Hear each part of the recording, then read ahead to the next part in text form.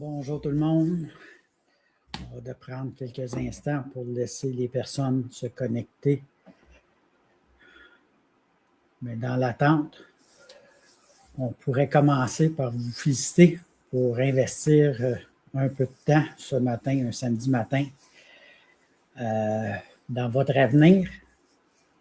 Puis peut-être dans le chat, commencer par écrire une résolution ou une chose que vous aimeriez améliorer en 2026 ou une chose pour laquelle vous espérez recevoir aujourd'hui dans la séance d'aujourd'hui pour qu'on puisse là, débuter.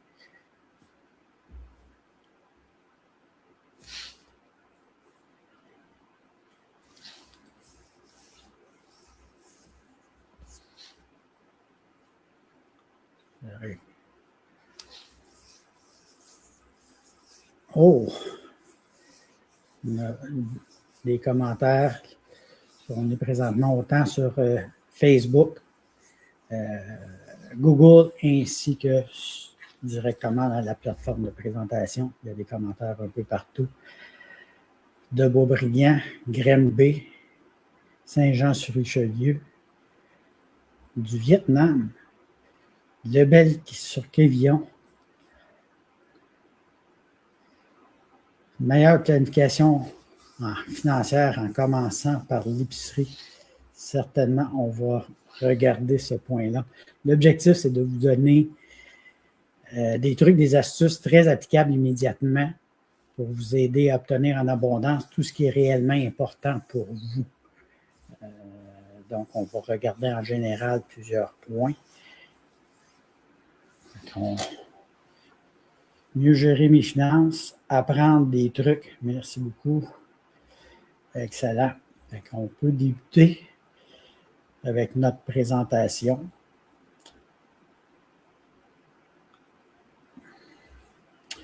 Essentiellement, aujourd'hui, on va commencer par nous introduire. Kéla Ibi, elle a un baccalauréat en psychologie obtenu à McGill, avec une mineure en sociologie et sciences comportementales. Elle est praticienne en PNL, essentiellement praticienne en PNL. Sa principale responsabilité, son principal talent, sa spécialité, c'est les blocages mentaux. Si ton cerveau te dit « tu n'es pas capable », elle va avoir une conversation avec lui. Puis comme je la connais depuis très longtemps, il faut savoir que c'est ma fille, je ne gagerai pas contre elle. Qu'elle va vous aider, vous guider vers une prise consciente de toutes les sphères de votre vie qui méritent l'abondance que vous désirez. Ça peut toucher à plusieurs facteurs. Pour ma part, je suis... Voilà ce que j'ai trouvé sur le web. Pour désirer, ça peut tout. Bon, Siri qui veut s'en mêler. Pour ma part, je suis CPA, comptable professionnel. Je suis syndic autorisé en insolvabilité depuis 2020. J'œuvre en insolvabilité depuis plus de 30 ans. Et je suis le fondateur de groupe Leblanc Syndic, dette.ca, depuis plus de 21 ans. Et aujourd'hui, ce que je vais tenter de vous partager, c'est mon expérience professionnelle ou aussi celle basée sur les erreurs que j'ai faites ou les erreurs que j'ai pu voir de ma nombreuse clientèle au cours des années. Une pensée courante, c'est de croire que de s'occuper de ses finances, c'est se restreindre, c'est de se priver, alors que, en fait, c'est tout le contraire. On pourra voir au courant de la séance que de ne pas prendre soin de ses finances, d'utiliser à outrance le crédit, peut nous priver de nos rêves, de réaliser nos objectifs.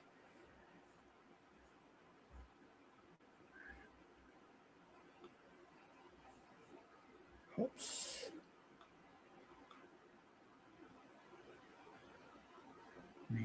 Difficulté de présentation. Fait que là, Kéla, si tu veux poursuivre la présentation.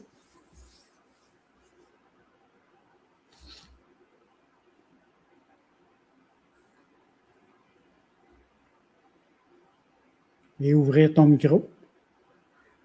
Voyons, voilà. Mieux comme ça.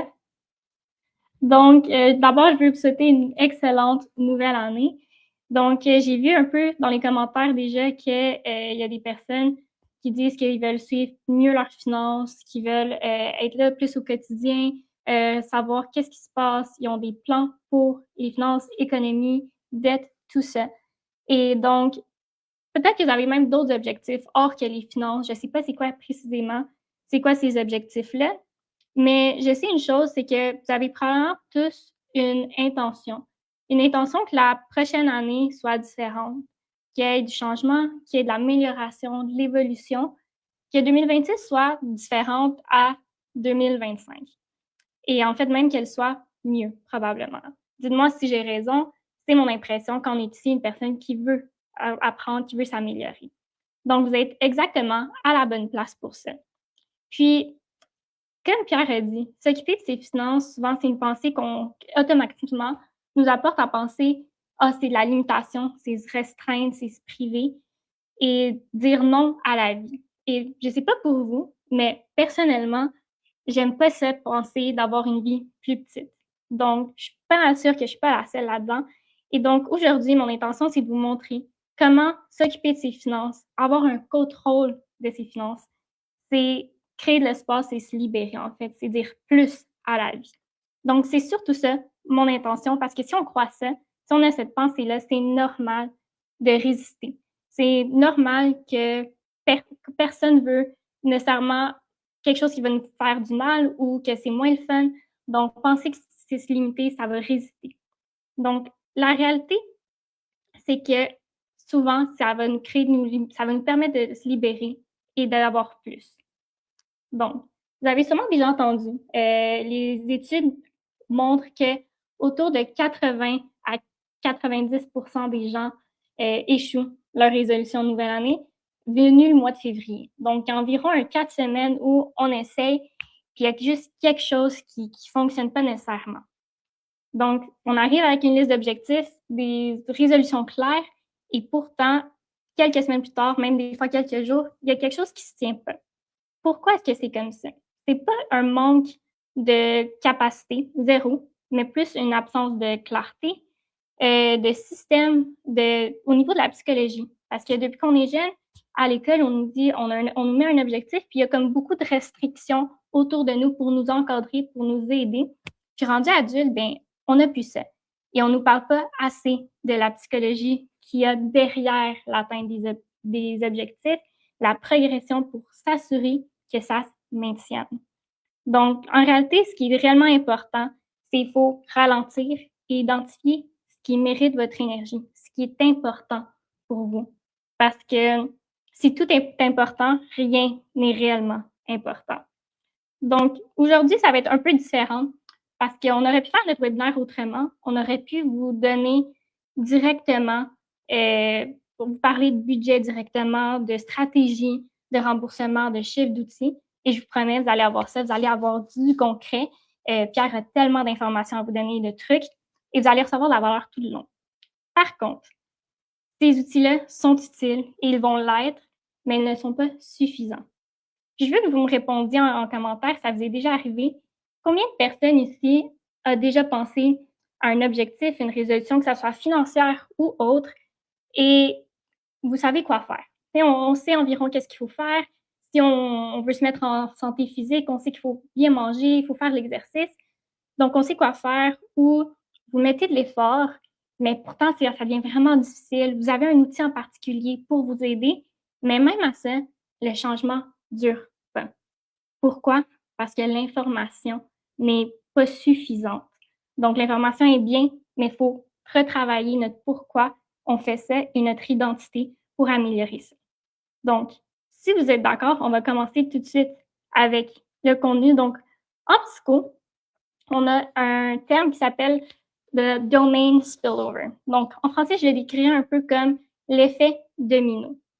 Le principe, c'est que une catégorie dans notre vie ne va pas nécessairement être isolée. Donc, ce qui se passe dans notre vie financière, par exemple, dans notre sphère de santé, ne va pas nécessairement rester dans cette sphère-là. Ça se peut qu'elle déborde vers justement nos finances, notre santé physique, notre santé mentale, nos relations. S'il y a de la tension, peut-être, ça crée. Donc, tout ça, ça peut être interrelié. Votre vie fonctionne comme un système. C'est pas isolé. Donc, s'il y a une partie, par exemple, votre santé qui est affectée, qui n'est pas à son maximum, ça peut impacter les finances et les finances peuvent impacter votre santé et vice-versa. Parce que ça gruge de l'énergie, ça gruge de l'attention, ça gruge de l'effort pour toutes ces choses-là. Donc, comment j'aime penser, là, nos ordi sont quand même performants, mais pensez à un ordinateur qui a plusieurs pages ouvertes, ça va pas nécessairement crash d'un seul coup, ça va juste être un peu plus lent à tout loader. C'est un peu ça l'idée, que si on a une catégorie qui a du surplus, qui a une surcharge, ça surcharge de tous les bords. Donc, comme une chaudière remplie d'eau qui est surchargée de stress, d'angoisse, trop d'informations en même temps, ça se déborde sur les autres chaudières aussi. Donc ça, c'est un élément à conserver en tête pour les exercices qu'on va faire ensuite. Parce que c'est ça. Il y a une autre idée que le domain spillover, soit l'effet un peu domino, ça fait une bande passante mentale. C'est donc, on a moins d'énergie, on a moins de clarté, moins de constance. Je vais vous demander, est-ce que vous pouvez penser à un cas particulier dans votre vie où, justement, il y a une situation que vous croyez peut affecter l'autre? Est-ce que c'est peut-être vous avez moins d'énergie au niveau de votre santé, donc vous avez moins d'énergie? Est-ce que ça impacte peut-être la situation familiale à la maison? Est-ce que ça cause moins d'attention à porter à l'autre personne? Ça cause plus de stress, il y a plus de fatigue, moins d'énergie pour passer du temps avec les gens qu'on aime, par exemple? Est-ce que les finances, justement, comment est-ce que ça affecte les autres aires de votre vie? Parce qu'il y a des études qui démontrent que avoir une situation de stress au niveau financier, c'est un moment de potentiel de stresseur pour les autres. Donc, ça consomme beaucoup d'attention. Et même si on n'est pas directement en train de penser à nos finances, dans notre subconscient, on pense tout le temps.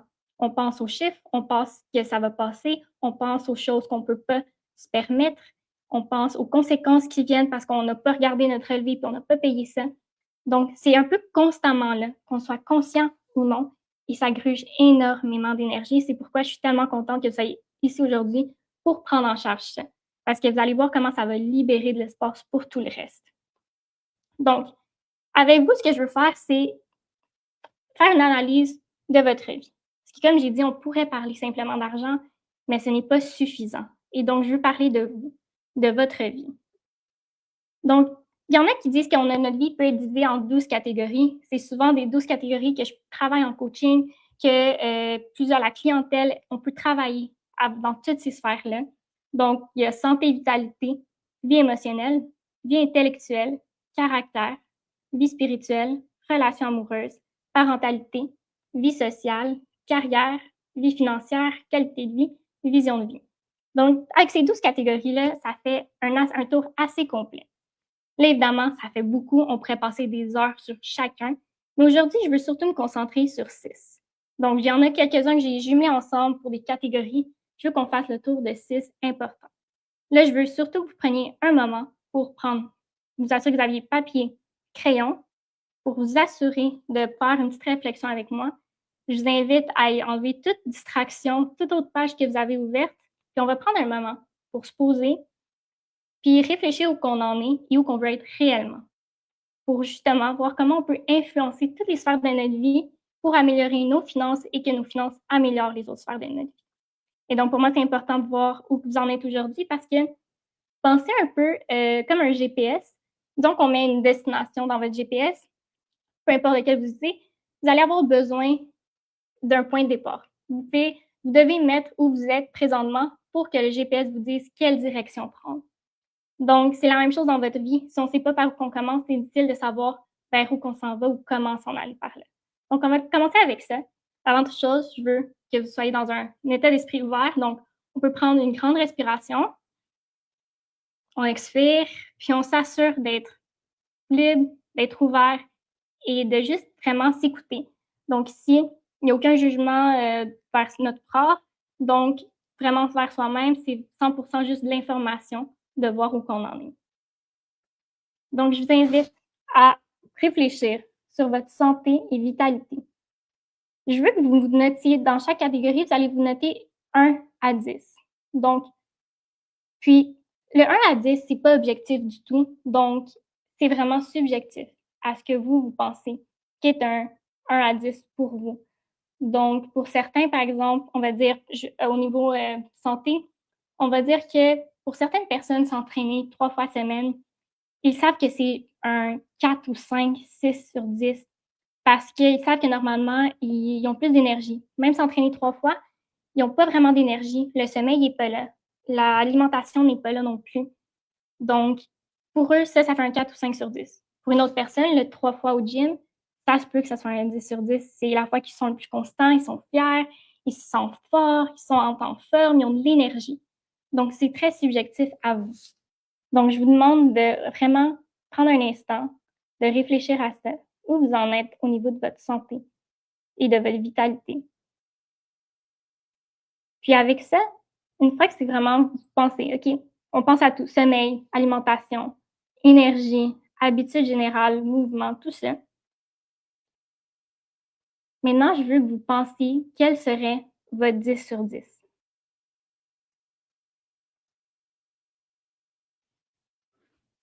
Donc, si vous avez des questions, vous pouvez toujours poser. Dites-moi, ça fait toujours du sens, si vous avez des questions, vous pouvez les poser dans le chat. Mais pensez, qu'est-ce que c'est un 10 sur 10 pour vous? Imaginez votre nuit de sommeil. Qu'est-ce que vous avez comme nuit de sommeil avec un 10 sur 10? Comment vous réveillez? Quel état mental avez-vous au niveau physique? Ça ressemble à quoi? Quel type de mouvement, d'exercice pouvez-vous avoir? L'alimentation, ça ressemble à quoi? Puis pourquoi cette alimentation-là? Qu'est-ce qui vous fait sentir plein d'énergie avec ça?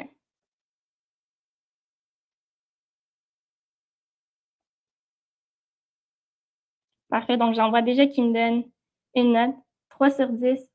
J'apprécie énormément l'honnêteté.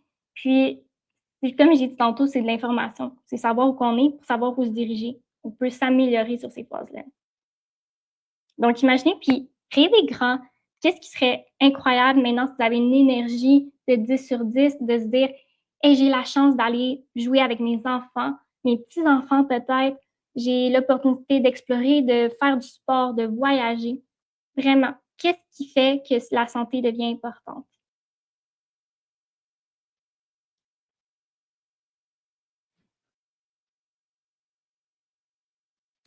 Parfait, je vois des personnes qui répondent. Excellent. Puis même, en fait, ici, je vous nomme un 10 sur 10, mais même si on vise vers quelques points de plus, déjà, qu'est-ce qui change? Qu'est-ce qui doit changer dans cette journée-là? Donc, si vous êtes prêts, je vais passer à la prochaine phase. La prochaine, c'est relations. Donc, ici, je les ai un peu tout en jumelé ensemble, mais pensez à vos relations, que ce soit relation de couple, relation avec votre famille, puis même ça peut être séparé, relation parents, relation avec les enfants, frères, sœurs, grands-parents, relations entre amis, relations avec peut-être même des étrangers ou des personnes qu'on croise moins souvent, donc des connaissances. Où vous vous sentez avec ces relations? Est-ce que c'est des relations qui sont proches, des relations où vous vous sentez écouté, que vous êtes là aussi présent pour les autres, qui sont nourrissantes? Comment est la communication? Est-ce qu'il y a du soutien? Puis, qu'est-ce que vous faites avec qu'est-ce que vous faites avec dans ces relations-là? Quelle sorte d'activité, quelle sorte de conversation avez-vous avec ces personnes-là présentement? Donc, notez-vous 1 à 10 encore cette fois-ci. Imaginez, quel est le 10 sur 10 pour les relations? Donc, comme tantôt, vous pouvez me partager vos impressions, comment c'est pour vous.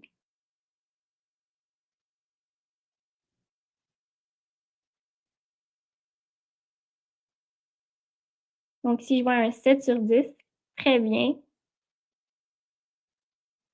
Puis, qu'est-ce qui ferait en sorte que devient un 10 sur 10? Puis, justement, vous pouvez séparer si vous désirez en type de relation ou le conserver ensemble. Mais qu'est-ce qui rendrait ça un 10 sur 10? Ou comment qu'on améliore de quelques points? qui rend ça vraiment, je me sens avec une belle communauté, je me sens appuyée, je fais partie d'un groupe, puis je me sens juste connectée réellement aux autres. Parce qu'on le sait, on est dans un monde où plus de gens se sentent seuls. Et donc, comment qu'on réussit à tous se réunir ensemble? Puis ça commence avec nous, puis nos proches, comment on agit envers eux aussi, puis comment qu'on est comme personne. Donc, je vais passer à la troisième. Ici, c'est la croissance. Et personnellement, je suis peut-être un peu biaisée avec une personne qui est coach en transformation personnelle, mais la section croissance, c'est une section qui est très importante. Et ici, je crois que des fois, il y a des personnes qui pensent que ça veut dire qu'il y a une erreur avec nous, qu'il faut s'améliorer. Moi, je ne suis pas d'accord. Je dis qu'on peut être des excellentes personnes, mais il y a toujours place à amélioration, à changement, des choses qui nous ont servi au passé, qui ne nous servent plus aujourd'hui. Donc, aujourd'hui, où en êtes-vous? Est-ce qu'il y a des choses que vous dites, ça fait longtemps que je n'ai pas réellement appris quelque chose qui me nourrit? Est-ce que vous avez de la confiance en vous, confiance en les autres? Est-ce que vous avez les bonnes habitudes pour vous aider à être la personne que vous voulez être? Donc ici, j'ai un jumelé, il peut avoir le côté un peu aussi spiritualité, un peu. Donc, tout ce côté-là. Comment vous êtes aujourd'hui? Encore une fois, on se note 1 à 10. Puis ça se peut, je suis consciente de l'exercice, des fois c'est difficile parce qu'on commence à remarquer, ah, cette note-là est plus basse que je la souhaiterais, cette note-là aussi est plus basse que je la souhaiterais. C'est correct, c'est normal, on est là pour donner un vue d'ensemble et continuer comme ça par la suite. Donc, pensez-y, ça ressemble à quoi un 1 à 10? Puis ensuite, ça ressemble à quoi exactement? 1, 10 sur 10. Puis des fois, je sais, la croissance, c'est plus difficile concrètement à identifier. Donc, si vous avez des questions, vous pouvez me les poser. Donc, croissance, ça peut être au niveau, est-ce qu'il y a quelque chose récemment, un sujet que vous vouliez apprendre plus, que ça soit vraiment très académique, on va dire, ou juste justement une formation sur le développement personnel, puis apprendre sur nos habitudes, apprendre sur notre identité, puis comment l'améliorer, comment évoluer dans une identité qui nous supporte. Est-ce que vous savez que vous avez peut-être des problèmes de communication avec les autres, de peut-être s'il y a un problème, de pas de confronter, mais juste d'aller voir la personne et dire, avoir ces limites-là, ce qu'on dit nos boundaries. Donc, ces limites-là de dire, OK, je communique mes besoins, je communique quand je peux pas, donc dire non aussi quand il faut de manière respectueuse et polie, mais être capable de dire non. Ça aussi, ça va dans la croissance. Donc, tout ça, où va en être, puis à quoi ça pourrait ressembler un 10? Quelles opportunités ça donne? Quel type de relation ça offre? Quel sentiment de bien-être ça peut apporter chez vous et liberté? Donc, je vais passer à la prochaine, qui est la carrière. Donc, ici, si vous êtes avec votre emploi, est-ce que c'est un emploi qui vous plaît, que vous sentez bien? Votre équipe, comment ça se passe? La charge mentale que vous avez, la satisfaction que vous avez, le sens de stress ou que peut-être qu'il y a trop en même temps, comment vous notiez 1 sur 10? Puis, vous pouvez aussi aller au niveau de vos compétences. Est-ce que vous sentez que vous êtes à votre maximum d'utilisation de vos compétences, que vraiment vous dites, hey, j'adore faire ça, je suis bon là-dedans, puis je me maximise à 100% dans ce côté-là où j'ai l'impression que je pourrais en faire plus. Ça ressemble à quoi? Puis, encore une fois, on se note 1 sur 10, puis après, on se met à réfléchir. Ça ressemble à quoi un 10 sur 10 au niveau de la carrière? Est-ce que ça se peut que ça soit où vous êtes, ça se peut que ça soit avoir une communication avec son équipe? Est-ce que c'est peut-être même s'il y a quelque chose qui ne va pas au niveau de vos compétences, peut-être que c'est avoir l'initiative d'approcher son équipe et dire, hey, j'ai une idée en tête, puis je suis vraiment bon là-dedans, puis ça m'intéresse de développer ça, je vous propose telle idée. Je pense que ça serait bénéfique pour tous.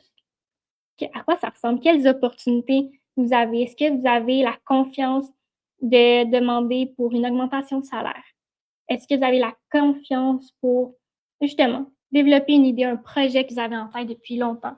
De demander l'appui Par exemple, est-ce que vous avez un mentor dans votre vie? Peut-être que vous dites, hey, avoir ce mentor-là, ça serait tellement inspirant, ça m'aiderait énormément.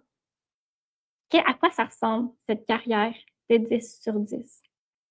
Puis cette carrière aussi, c'est au niveau comment on sent quand on rentre au travail et quand on sort au travail. Est-ce que le travail emboîte sur la vie personnelle, emboîte sur la vie à la maison, ou vraiment on peut revenir à la maison tranquille de notre journée, de ce qu'on a fait, sans que ça l'empiète dessus.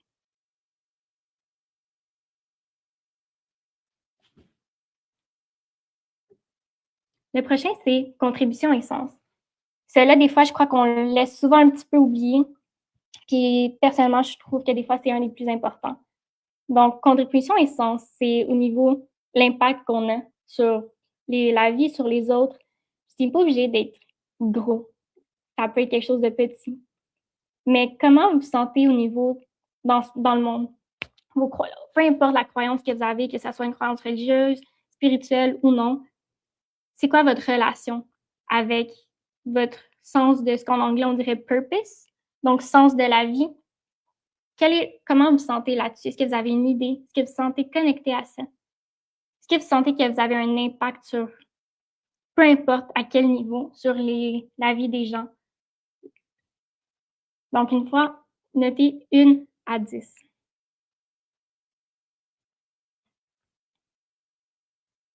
Puis ici, faut juste être honnête puis voir l'information. Puis ensuite, on peut se demander, OK, comment je veux progresser ce côté-là? Comment je veux l'améliorer?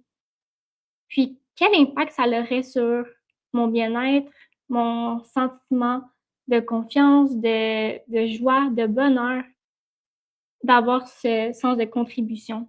Puis, contribution, ça peut être dans tellement de facettes. Donc, oui, il y a du bénévolat, par exemple, que ça peut être un excellent exemple. Puis, il y a plein de types de bénévolat. Disons que c'est quelque chose qui vous intéresse, ça fait partie de ça.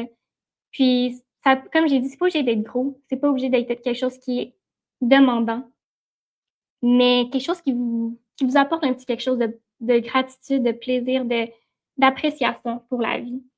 Donc, ça peut être un bénévolat, ça peut être juste un soutien que vous avez envers un membre de la famille que vous savez qu'il a besoin d'aide, puis que vous êtes là pour l'aider, pour le supporter. Que ce soit un parent, un grand-parent, tante, peu importe, un ami que vous êtes là pour, ou même juste peut-être c'est un voisin que vous voyez des fois aurait peut-être besoin de l'aide à rentrer son épicerie, on va dire. OK. Tout ça compte dans ça. Donc, à quoi ça ressemble pour vous une contribution de 10 sur 10? Je vais passer au dernier, qui est celui que plusieurs sont très intéressés. Donc, finance. Je sais que c'est un gros sujet pour aujourd'hui. Donc, où vous en êtes aujourd'hui au niveau des finances? Au niveau, oui, pratique. Est-ce que vous avez l'épargne que vous voulez? Est-ce que vous avez la liberté que vous voulez? Est-ce qu'il y a du stress? Votre capacité à planifier, à savoir ce qui s'en vient, quoi faire avec votre argent au niveau des connaissances. Notez-vous un 1 sur 10. Puis je vous dis, s'il y a un là-dedans, dans peu importe des catégories, on s'en fout. C'est pas grave. On est là pour s'améliorer. Donc, donnez-vous votre note sur 10 en regardant toutes ces facettes-là. Puis maintenant, je veux que vous regardiez le 10 sur 10. 10 sur 10, là, ça ressemble à quoi? Puis vraiment, ressentez-le. Est-ce que ressentez la liberté que vous ressentez, le bien-être que vous avez, le sentiment d'avoir des choix, l'opportunité? Puis avec ces finances-là, disons qu'on se met à rêver, là, on se met à rêver pour de vrai. Qu'est-ce que vous souhaitez avoir grâce à ce contrôle, à cette gestion des finances? Pour certains, ça se peut que ça soit peut-être envoyer les enfants à l'école, à une école en particulier, pouvoir les aider dans leurs finances. Peut-être que c'est pouvoir se permettre notre premier voyage ou simplement un voyage qui nous fait plaisir, qui nous fait du bien. D'autres, c'est peut-être Est-ce que c'est se payer sa première maison? Vraiment, qu'est-ce qui un 10 sur 10 de finances peut avoir l'air? Au niveau, oui, matériel, mais aussi quelles opportunités ça l'ouvre? Ça ressemble à quoi? Puis vraiment, on pense pas à la situation d'aujourd'hui. Disons que j'avais une baguette magique qui vous dit: «OK, vous pouvez avoir ce que vous voulez», ça ressemble à quoi?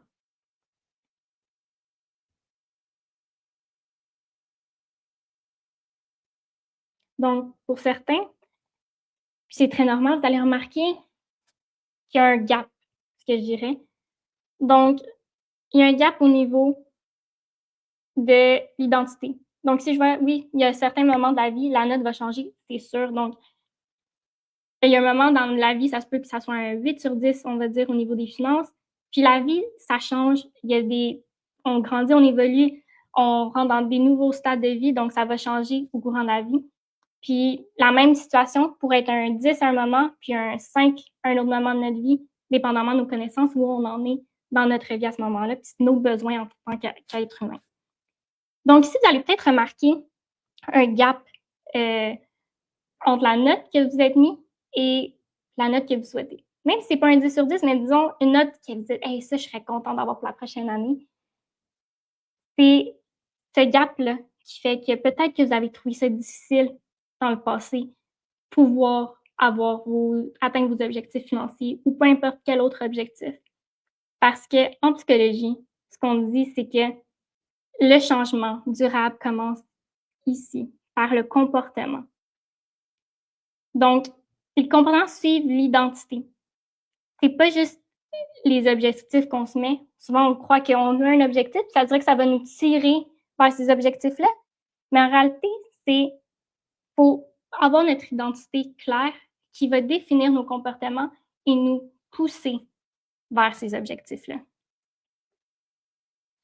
Puis des exemples d'identité que je vois souvent, c'est je suis pas bon avec l'argent, je manque de discipline, je finis toujours par abandonner. Je suis curieuse, est-ce qu'il y en a ici qui reconnaissent une de ces pensées-là? Parce que c'est des croyances très courantes chez beaucoup de personnes. Et donc, c'est quoi l'identité? Je la résumerai un peu, c'est quoi la réponse à la question « Quel type de personne je suis? » Est-ce que je suis le genre de personne? Si on se dit « Je suis le genre de personne qui n'est pas bon avec l'argent », c'est l'identité qu'on a subconsciemment en nous. Puis si c'est ça, notre cerveau, il veut que ça soit... Il y a de la misère à distinguer ce qui est nos pensées et la réalité. Donc, si on dit « Je suis pas bon avec l'argent, je suis pas le genre de personne », notre cerveau va faire tout pour que la réalité ressemble à ce qu'il y a dans sa tête. Et donc, on va un peu peut-être pas réviser nos factures, on va pas faire notre budget, on va pas le réviser parce qu'on se dit, on n'est pas bon avec l'argent, j'y comprends pas de toute façon. J'ai jamais été disciplinée, ça sert à quoi que je fasse ça, j'ai jamais réussi. Donc, il y a un gros impact. Donc, que ça soit conscient que vous ayez ces pensées-là ou pas. Donc, présentement, c'est quoi la réponse que vous avez à quel type de personne je suis? Pour quelconque objectif. Ici, on parle de finances, mais ça peut être pour toutes sortes d'objectifs. Donc, imaginez une vie qui est stable. Quelle partie de moi se dit « c'est pas fait pour moi ». Disons que vraiment, vous avez votre objectif en tête. Quelle partie de vous se dit « hey, c'est pas fait pour moi, c'est pas moi ça ». Parce que cette partie-là, bien, c'est celle qui va affecter la progression de vos objectifs. Toute bonne intention, information, connaissance n'est pas suffisante si votre identité ne suit pas. Donc, c'est une grosse partie de qui fait la différence de réussir ces résolutions, de faire partie du 10-20%, 10% versus 80%. Puis une autre chose que je veux parler, c'est le locus de contrôle. Je vais passer rapidement là-dessus. Donc, le locus de contrôle, c'est quoi exactement? C'est où qu'on met notre attention sur qu'est-ce qui impacte notre vie. Donc, il y a le locus de contrôle externe ou le locus de contrôle interne. L'idée, c'est que si c'est externe, c'est qu'on pense que on n'a aucun contrôle, c'est la vie qui arrive envers nous. Donc, par exemple, pensez on n'a pas de contrôle sur les intérêts.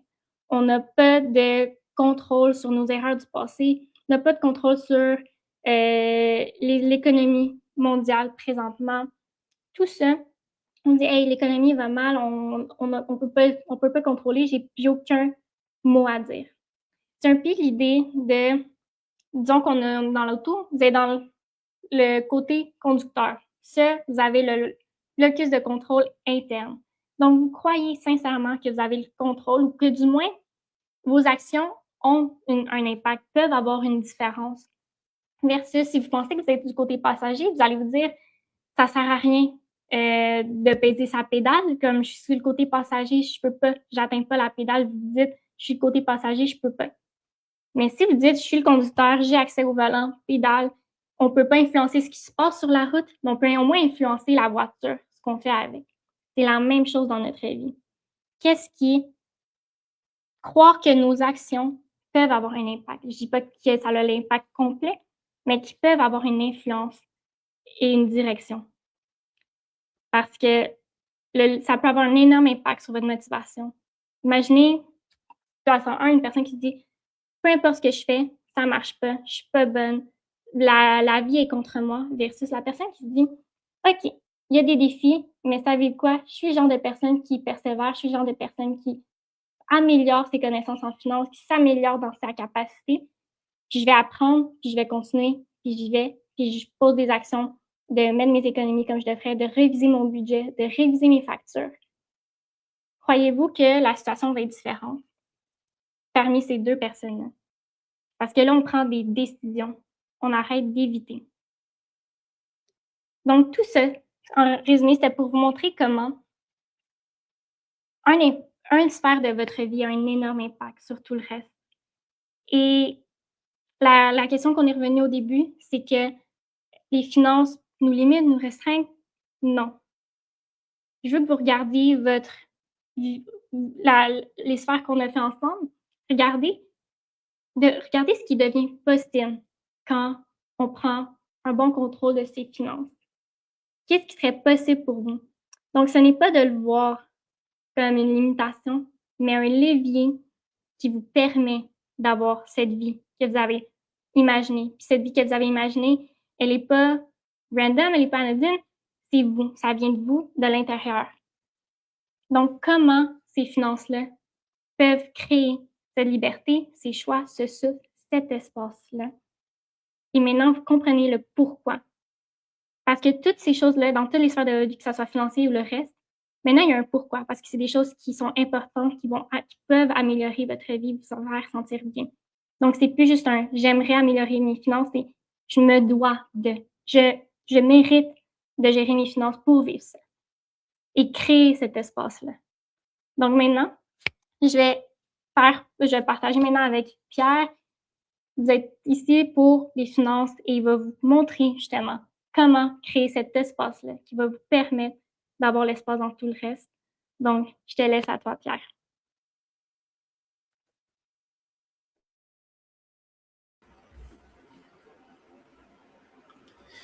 Bon, on va revenir. Fait que pour poursuivre, j'espère que vous avez pris les bonnes notes, que vous avez pu détecter les points que vous aimeriez améliorer sur les diverses facettes en 2026. On va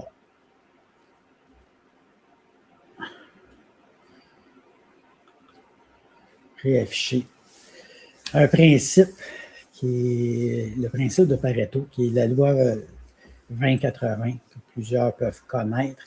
Ce n'est pas une théorie abstraite, mais plutôt une observation qui est répétée dans la nature ou dans la société.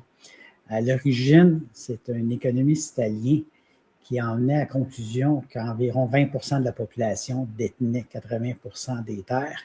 Mais dans son usage, cette loi-là a été utilisée dans beaucoup d'autres applications. Et si le taux 20-80 n'est pas toujours précis, ça pourrait être 35-65 par exemple. Mais si on regarde pour les fins de la journée un 20-80, c'est donc dire qu'environ 20% de vos achats vous apportent environ 80% de votre satisfaction ou contre vos besoins.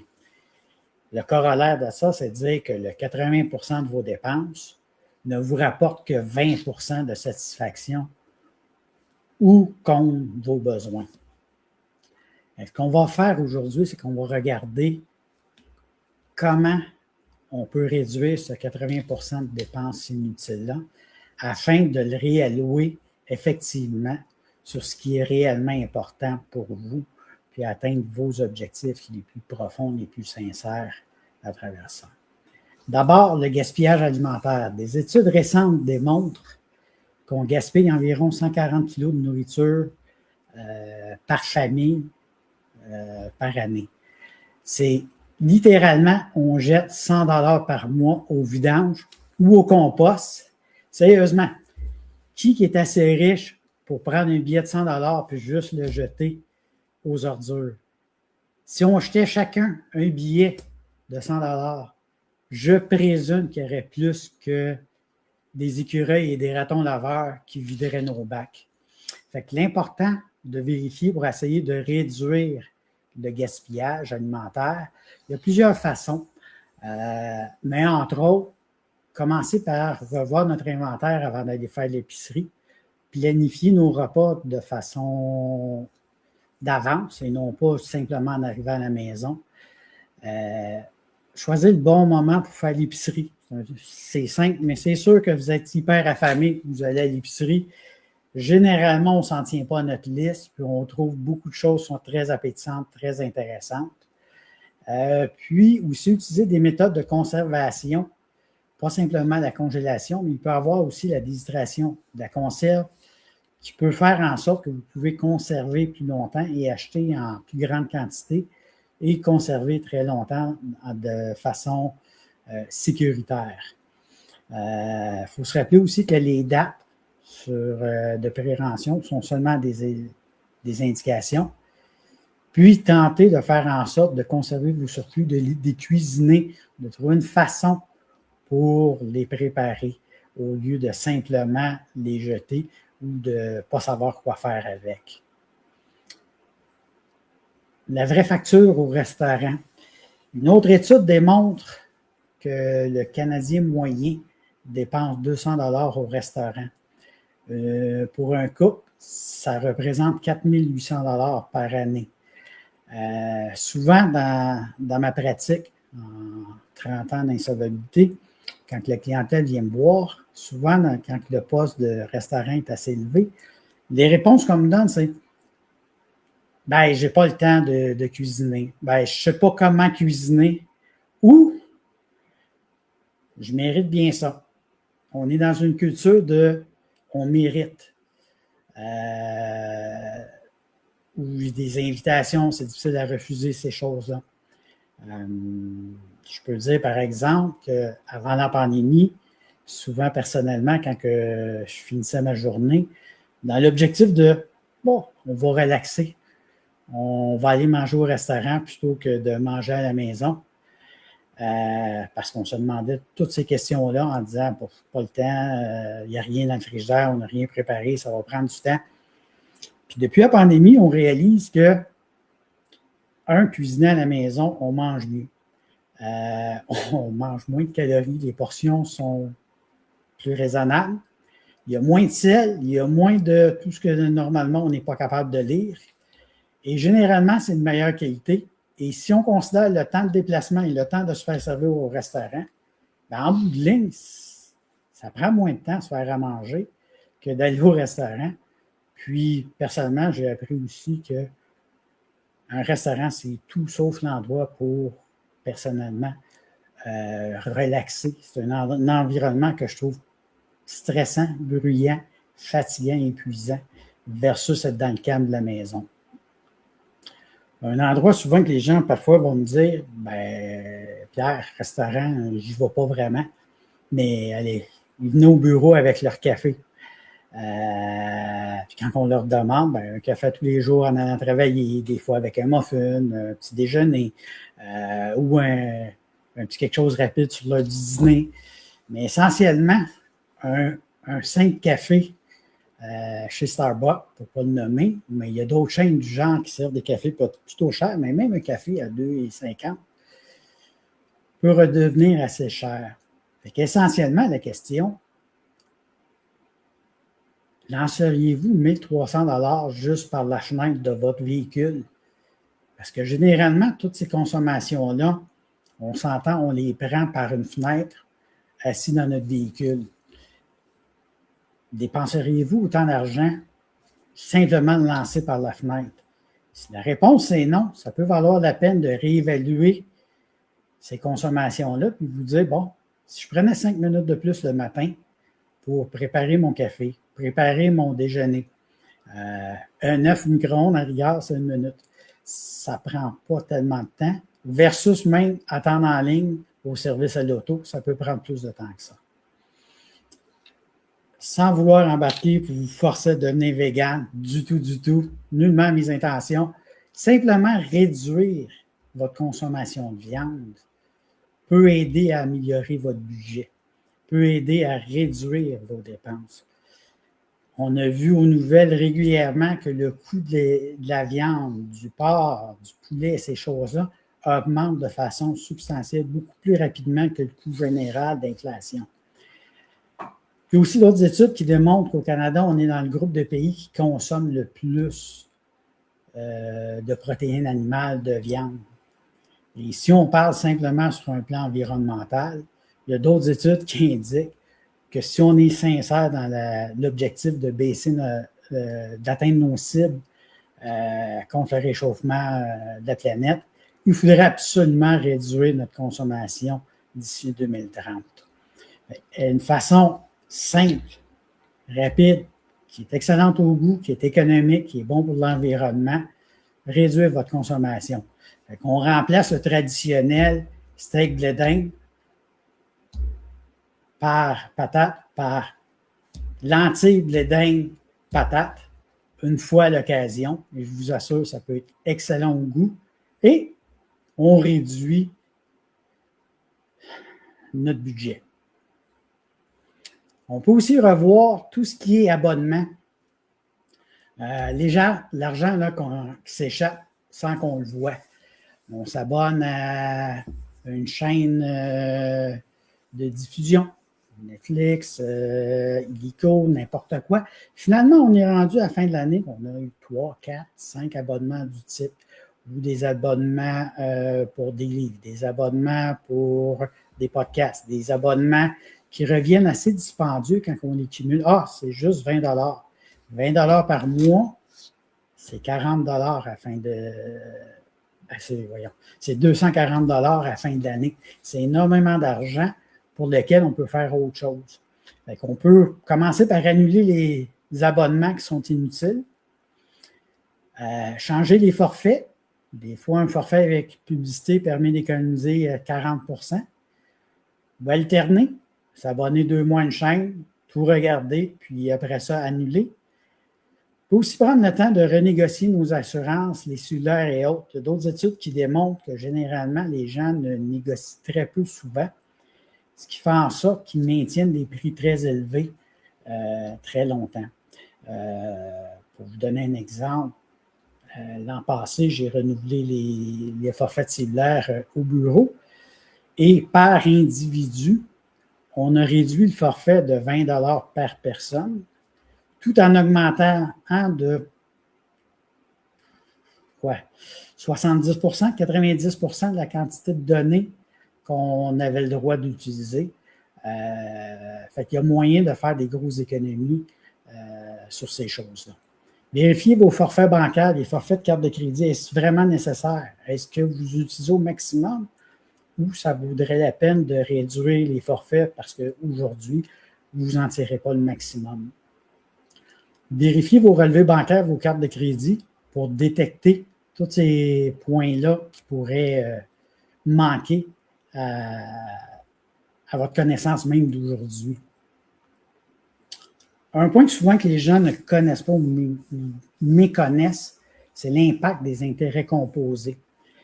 Les intérêts composés, c'est soit votre meilleur ami ou votre pire ennemi. C'est d'abord le meilleur ami des banques.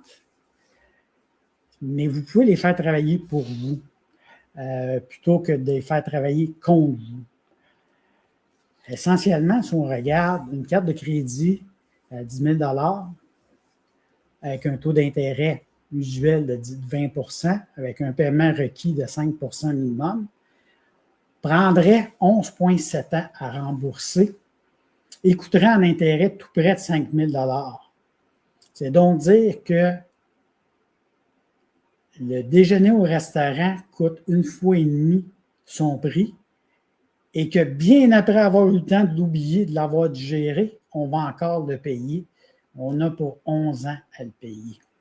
C'est en moyenne, si on calcule le 5 000 $, le 4 945, c'est en moyenne 420 $ d'intérêt par année. Mais pour quelqu'un qui continue à consommer sur sa carte de crédit, que le solde demeure à 10 000 $ toute l'année, on va parler de frais d'intérêt de tout près de 2 000 $ pour l'année, ce qui est quand même exorbitant et qui nous prive d'énormément de choses qu'on pourrait vouloir s'acheter. L'autre scénario, c'est qu'on a le 10 000 $ à la bourse à un taux rendement historique de 7 %, qui n'est pas un taux complètement flyé, on peut aller chercher beaucoup plus, mais c'est le taux historique général d'un fonds équilibré. Après le même 11,7 ans, le 10 000 $ aurait rapporté près de 12 000 $ supplémentaires. Et si on le gardait pendant 25 ans, ça serait 54 000 $ qu'on aurait dans notre compte. On a donc le choix,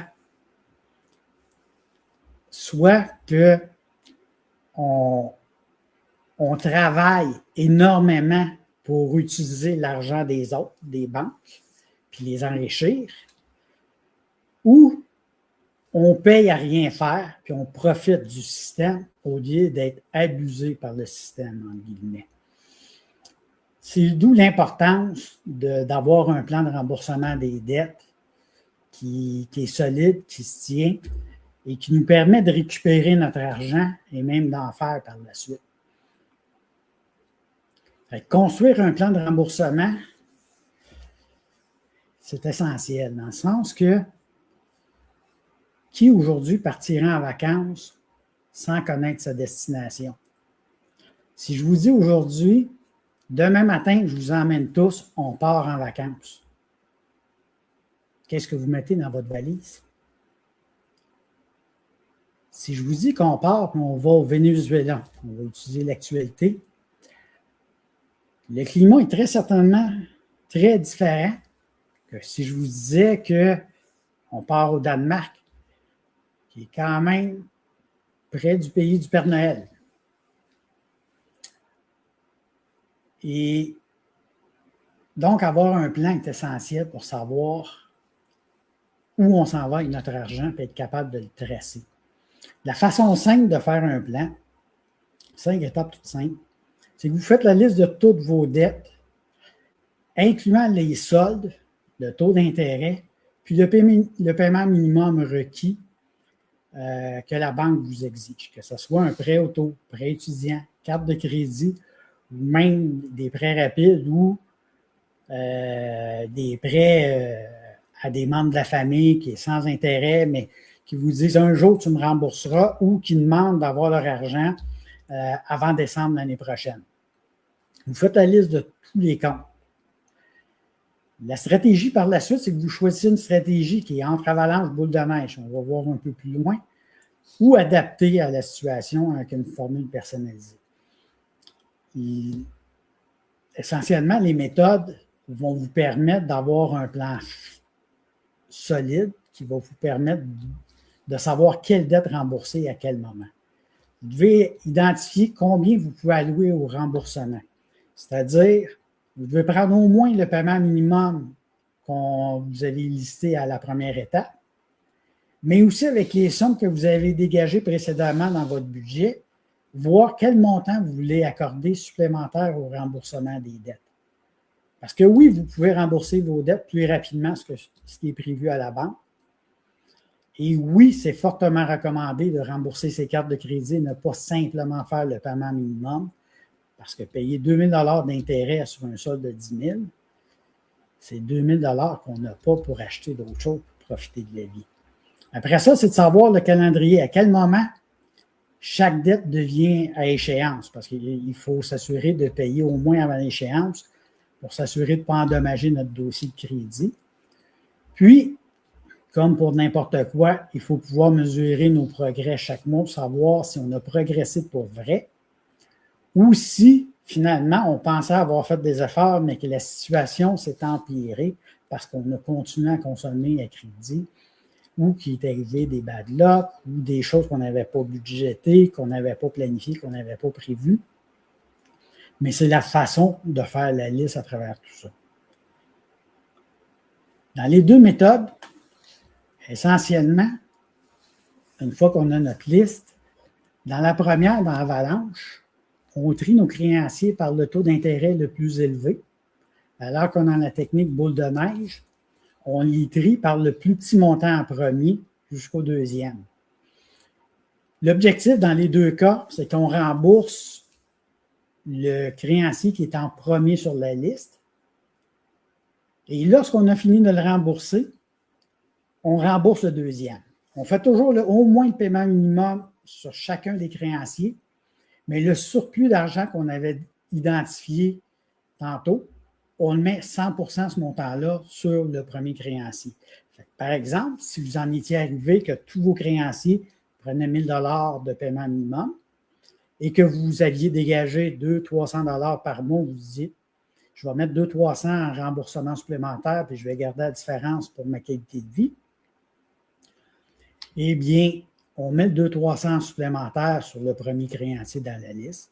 Quand lui est à zéro, on met le 200-300 $ ainsi que le montant du paiement du premier sur le deuxième sur la liste afin de faire descendre encore plus rapidement le deuxième, par la suite le troisième et ainsi de suite.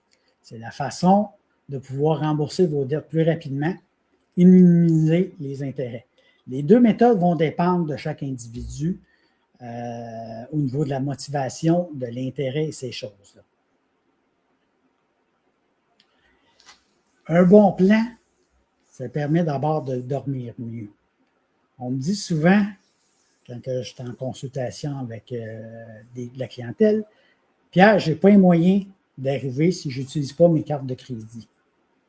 Ma réponse, en fait, on est tous trop pauvres pour enrichir les banques, puis leur donner notre argent pour absolument rien. Un bon plan, ce n'est pas de nous priver, c'est plutôt nous permettre d'avoir en abondance tout ce qu'on veut vraiment dans la vie. Sans plan, souvent, les intérêts nous empêchent de réaliser nos rêves. Construire un plan seul, c'est possible, mais le construire avec un expert ou le suivi d'un coach, c'est probablement de faire passer notre taux de succès de 10% à 95% de réussite. Maintenant, le coût d'opportunité, c'est la technique de, si on a un gros oui, c'est plus facile de pouvoir dire un paquet de petits non à différentes situations. Si on sait que, par exemple, on veut voyager l'année prochaine ou on veut s'acheter une maison dans 5 ans, ça nous prend les capitaux. N'importe quel rêve qu'on a, n'importe quoi qu'on désire profondément, sincèrement. Et si on a conscience qu'à chaque fois qu'on dit oui à un café, qu'on dit oui à un restaurant, qu'on dit oui à un nouvel abonnement, on a conscience qu'à chaque fois, on dit non à notre gros rêve. C'est beaucoup plus facile d'être conscient et de réagir et de dire non, je n'irai pas au restaurant parce que le restaurant va me coûter mon voyage, va me coûter mon rêve, va me coûter ma maison. Beaucoup plus facile à faire. L'autre façon aussi de voir les choses, c'est qu'il faut qui croient que réellement que nos gouvernements, dans la situation actuelle, vont prendre soin de nous. C'est peu probable ou c'est très risqué. faut donc penser à notre futur moi, prévoir qu'on risque d'avoir besoin d'argent dans le futur. Pas juste on risque, on va avoir besoin d'argent dans le futur. On doit donc économiser, que ce soit pour le futur ou même pour prévenir les mauvais coups qui pourraient arriver. Parce que c'est sûr que l'auto va briser. C'est sûr qu'un jour, les électros vont lâcher. On ne sait pas quand, mais c'est sûr. Fait qu'on a le choix. On pense à notre futur moi, dans 10 ans, dans 20 ans. Votre futur moi, qu'est-ce qu'il va vous dire? Merci d'avoir pensé à moi. J'apprécie énormément la latitude que tu me donnes aujourd'hui pour vivre notre meilleure vie, vivre nos rêves. Ou si ton futur toi va te dire « Hey, je te déteste, sale con. Tu n'as pas pensé à moi. Tu n'as pas pensé à nous. » C'est deux options. Le coût d'opportunité ici se présente dans le temps. Le temps perdu ne se rattrape jamais. On l'a déjà entendu multiples fois. On peut soit apprendre de nos erreurs, généralement ça prend beaucoup de temps, ou on apprend des erreurs des autres, ou on gagne du temps en apprenant avec des experts. Puis à quelque part, c'est ce que vous avez commencé à faire ce matin, pendant que d'autres déjeunent au resto, puis amputent leurs rêves. Je prends le temps encore de vous féliciter pour votre présence un samedi matin. Généralement, on a toujours beaucoup de choses d'autres à faire. Par où commencer cette semaine? 3 actions immédiates. Commencez aujourd'hui par regarder vos abonnements sur vos relevés. Demain, trouvez-vous une recette sans viande. Préparez votre lunch pour la semaine, puis évitez le gaspillage alimentaire. Cette semaine, listez vos dettes. Commencez à faire votre plan de remboursement pour voir qu'est-ce qui est possible. Il faut aussi, au courant des prochains jours, regarder où sont les fuites, les dépenses répétitives qui se passent sur vos comptes. Optimisez vos dettes, voir si vous ne pouvez pas soit faire un prêt de consolidation ou diminuer les taux d'intérêt, négocier. Créer une structure, développer des habitudes saines qui vous aident à réaliser vos objectifs, qui vous aident à vous accomplir et à réaliser vos rêves, qui vous permettent de faire de l'espace pour réaliser toutes les facettes que vous désirez dans votre vie. Ces économies sont un excellent début, mais il faut les transformer en un vrai plan pour rembourser vos dettes puis retrouver votre liberté financière. Aujourd'hui, vous avez 2 choix.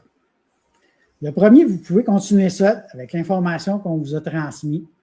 Je suis convaincu que vous avez suffisamment eu d'informations en 1 heure, qu'on dépasse déjà le temps, pour faire progresser vos choses de façon importante et substantielle.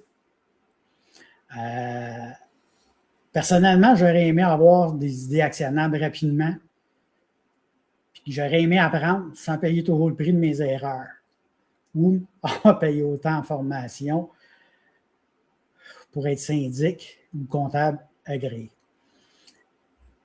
Maintenant, l'autre option, c'est de choisir d'être accompagné. On a 2 offres pour vous. La première, un programme de formation enregistré en vidéo qui vous permet d'aller à votre rythme,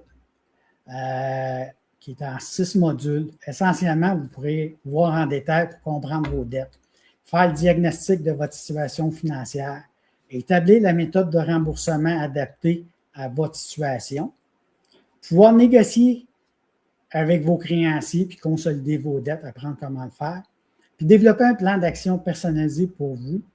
Puis en bonus, il y a des aspects psychologiques pour vous aider à maintenir le cap puis maintenir votre motivation. En bonus, on vous offre la formation 7 jours vers la liberté financière. Essentiellement, ce programme permet de sortir de l'improvisation financière pour entrer dans une nouvelle posture alignée, autonome et lucide.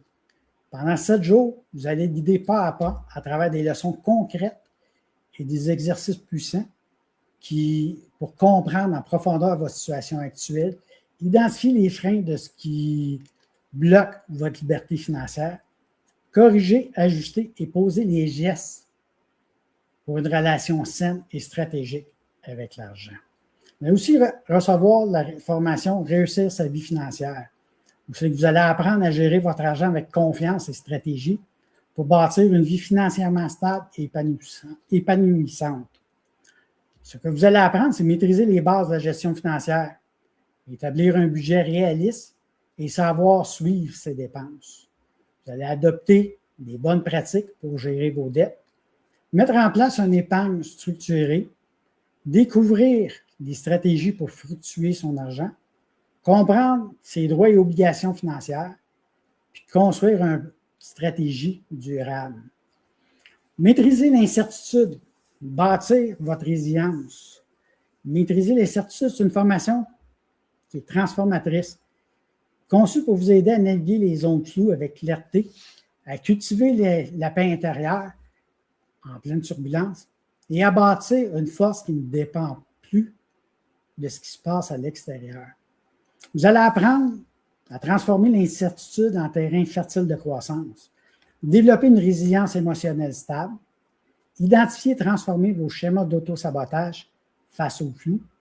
Vous allez reconnecter à votre pouvoir et les intentions d'action, puis retrouver un élan intérieur stable, même sans avoir toutes les réponses. Aussi, la formation L'assiette futée, en collaboration avec l'Assiette Pacifique, qui compte maintenant plus de 30 000 membres sur Facebook et 10 000 sur TikTok. Ce sera une formation pratique dans le but de littéralement vous provoquer l'envie de cuisiner. Vous apprendrez à cuisiner de façon consciente, responsable et économique. Le tout, je vous l'assure, dans la bonne humeur. Les témoignages sur ces diverses plateformes sont excessivement élogieux. Je vous invite à les voir. Selon les témoignages, elles transforment littéralement des vies. Et puis vous allez recevoir NovaPlan, un outil transformationnel, un outil qui va vous permettre de calculer automatiquement, selon la méthode choisie pour vous, avalanche, boule de neige, ou même une méthode personnalisée. Une méthode où vous diriez, exemple, je dois 2 000 $ à un parent, un ami, mais il m'exige de le rembourser avant le 24 décembre l'année prochaine. Puis je ne voudrais surtout pas gâcher mon party de Noël l'année prochaine. Je dois le payer. Je dois m'organiser pour qu'il rentre dans l'ordre. Même s'il ne me charge pas d'intérêt, le système va vous permettre de le placer en priorité.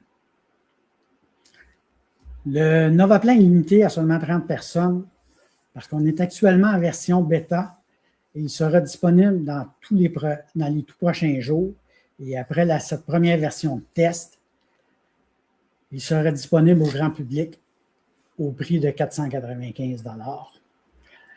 La valeur de tous ces programmes-là vendus séparément, on parle de 1 670.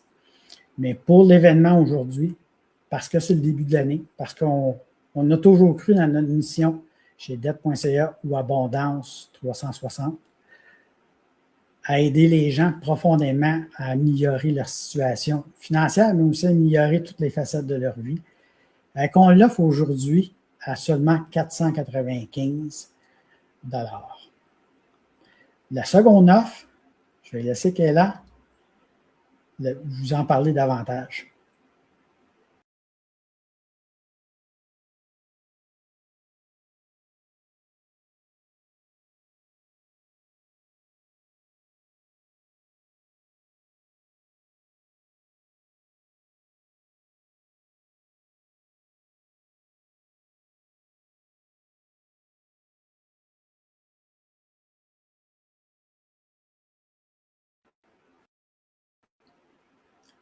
Kéla, ton micro, s'il te plaît. Mon Dieu, je pensais qu'il était encore actif, donc je recommence s'il vous plaît. Donc, pour ce programme-là, en réalité, vous avez vu, on a vu nos 6 sphères et comme je vous dis, il y en a 12, donc il y a beaucoup à explorer ensemble.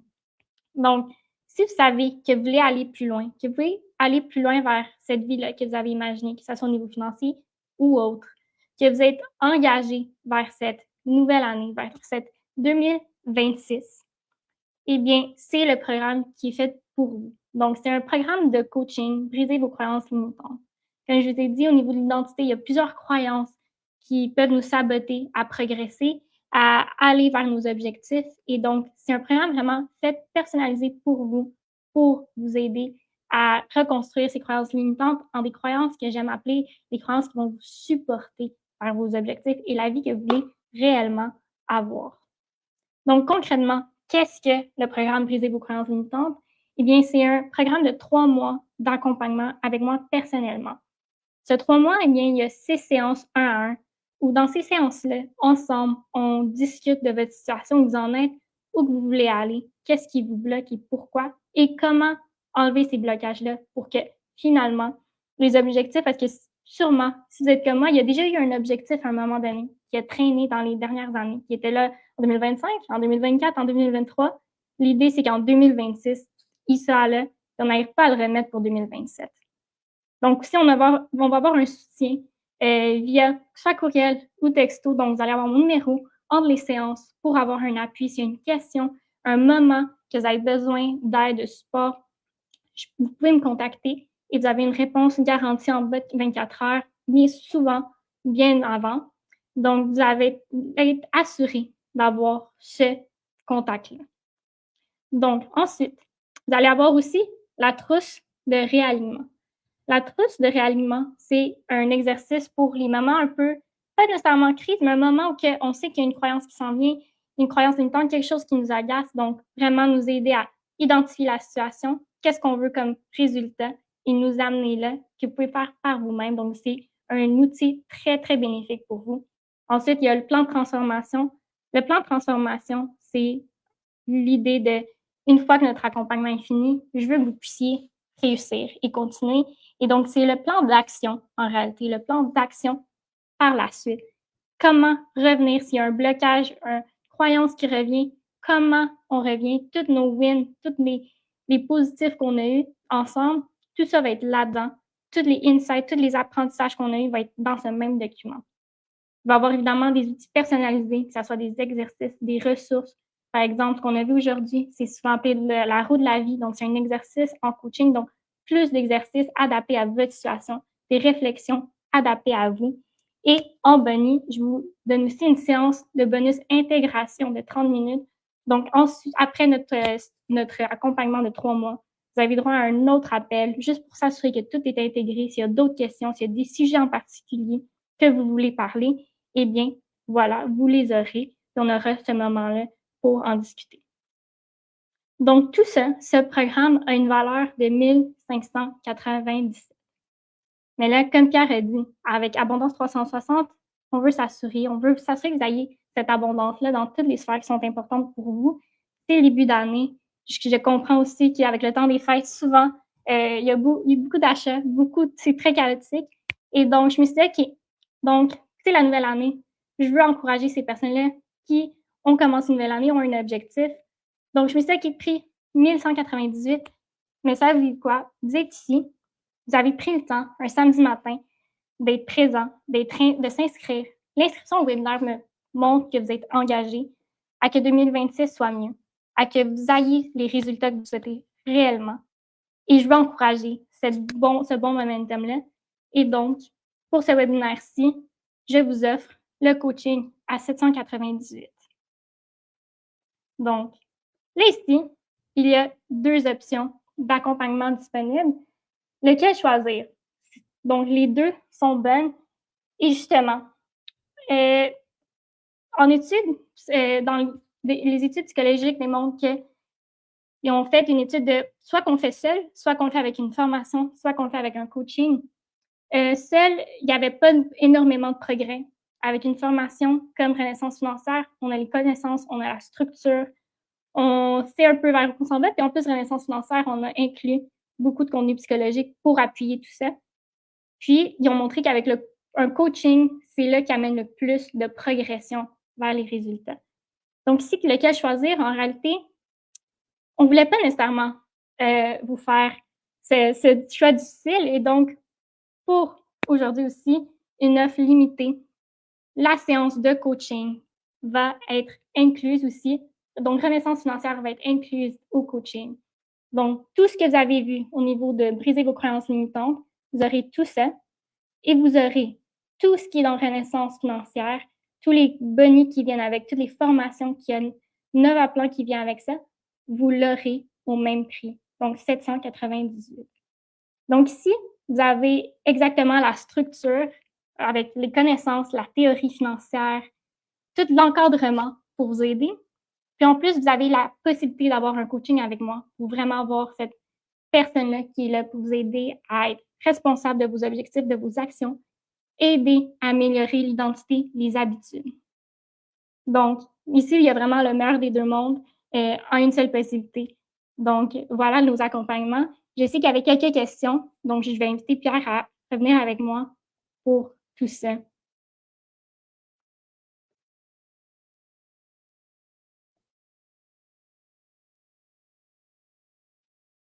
Là, c'est ton micro. Vous avez des questions? C'est le moment là, de... C'est quoi NovaPlan? NovaPlan, c'est une application en ligne qui vous permet d'entrer essentiellement les étapes qu'on a vues au niveau de vous rentrer le nom de votre créancier, le montant, le taux d'intérêt, le paiement que vous devez. Vous le faites pour chacun de vos créanciers.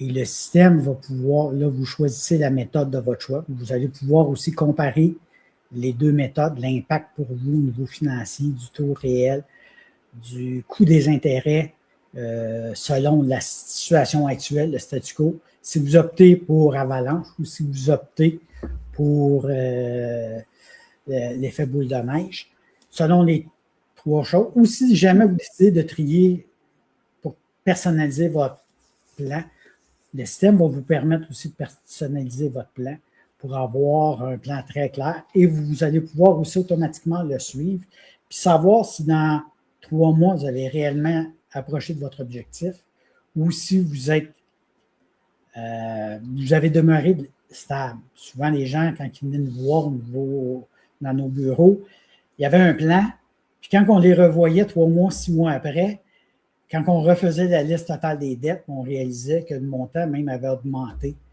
Parce que oui, ils suivaient le plan. Par contre, l'usage du crédit avait fait en sorte que les soldes avaient encore augmenté. D'autres questions en direct? On avait aussi reçu des questions par courriel.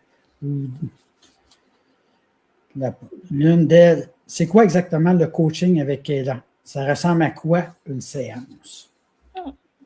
C'est une excellente question. Donc, une séance, ça ressemble à quoi? Évidemment, si on s'inscrit au coaching, vous recevez toute l'information de qu'est-ce qui doit être fait, rempli, tout ça. Mais une séance de coaching, c'est assez simple, c'est à propos de vous. Donc, la première séance, on discute vraiment de votre situation, c'est quoi vos objectifs. Puis, moi, j'ai des certifications en PNL, donc la programmation neurolinguistique. Donc, on utilise des techniques de PNL pour trouver c'est quoi ces croyances limitantes-là qu'on a discuté plus tôt.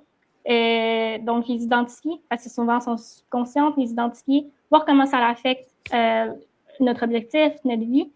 Et avec le coaching, on s'assure de transformer ces croyances limitantes-là en croyances qui vont vous apporter vers vos objectifs. C'est des séances de 1 heure avec la séance d'intégration de 30 minutes. Et donc, à tout moment, c'est le moment pour poser vos questions, pour parler de peu importe la situation, que ce soit financier ou autre objectif que vous avez pour 2026. C'est le moment d'en parler et on prend vraiment en charge toutes les sphères de votre vie là-dessus. OK, merci. Une autre question qu'on avait eue par courriel. Qu'est-ce qui est inclus dans l'offre spéciale? Essentiellement, tout ce qu'on a discuté aujourd'hui dans nos produits, les programmes de formation, tout ça est inclus dans l'offre.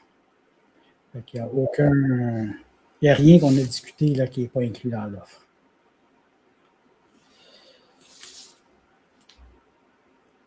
Autre question que nous avions eue.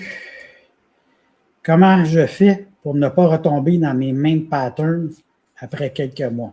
Je pense que la question est davantage pour toi. Oui. Donc, c'est une bonne question parce que je sais que c'est une question que plusieurs ont. Souvent, on se dit, justement, je suis retombée dans le même pattern, je suis faite comme ça, ce que j'ai parlé tantôt au niveau de l'identité. Donc, c'est pour ça que je dis tout le temps que le coaching est très utile. C'est de, identifier qu'on a ce pattern-là. Juste le fait de se dire pourquoi je reviens au même pattern, c'est déjà l'étape 1. On sait qu'on a un pattern. Souvent, on ne se rend même pas compte qu'on a ça. Donc, c'est de réaliser qu'on a ce pattern-là et d'identifier exactement pourquoi ce pattern-là est là, d'où il vient. Souvent, ça vient d'expériences à l'enfance, dans notre vie, peu importe. Donc, d'explorer ça ensemble sur pourquoi on a cette pensée-là, pourquoi on a ce pattern-là. Et c'est le travail interne d'évoluer dans son identité pour être une personne qui se dit, disons, notre pattern, c'est une journée stressante. On est genre à aller manger tout le sac de chips, on va dire. C'est ça notre pattern. Hey, je suis stressée, puis là, je m'en vais voir tous les sacs de chips. C'est ça notre pattern, c'est qu'il y a une petite identité là, il y a des pensées là, il y a des habitudes là, qui sont là depuis souvent bien des années. Fait que ça prend un travail interne, un travail ensemble pour dire, OK, j'évolue mon identité pour être le genre de personne qui, en moment de stress, on découvre les ressources qui m'aident à gérer ce stress-là, qui m'aident à être présent, à trouver une autre solution pour m'aider à gérer ce stress-là. Et dire, je suis le genre de personne, par exemple, quand je suis stressée, je vais aller me prendre une marche. Ou quand je suis stressée, je vais aller voir quelqu'un. Donc, c'est un truc assez complexe. C'est pour ça que la psychologie, c'est comme ça. C'est mystérieux, c'est puissant. Donc, il y a beaucoup de travail interne là-dessus. Merci beaucoup. Il ne semble pas avoir d'autres questions. Peut-être que là, si tu veux dire un mot de la fin, puis on met fin à cet appel. Un rappel, tous les participants vont recevoir une copie de l'enregistrement du webinaire, si j'aime, pour réécouter, peut-être reprendre des notes, ces choses-là qu'on va vous partager. Fait que moi, c'était Pierre Leblanc, fondateur de dette.ca, syndic autorisé en insolvabilité depuis l'an 2000 déjà. Et Kayla, je te laisse. Donc, moi, c'est Kayla Eby, coach en transformation personnelle et bien-être financier, avec mon baccalauréat en psychologie, mineur en sociologie et sciences comportementales et praticienne en PNL. Et justement, je vous remercie d'avoir été ici. Vous avez pris un moment pour vous, ce qui est super important. Et comme Pierre a dit, assurez-vous de revoir l'enregistrement. Je vous recommande fortement de le voir et de continuer à prendre des notes, réfléchir là-dessus et appliquer ce qu'on vous a enseigné aujourd'hui. Là-dessus, j'espère que vous avez été satisfait de la valeur. Et si jamais l'un de nos services se prête à vous, ça va nous faire plaisir. Si jamais ce n'était pas pour vous, j'espère que vous avez eu suffisamment de valeur pour le temps que vous avez passé avec nous. Merci beaucoup. Bonne fin de journée.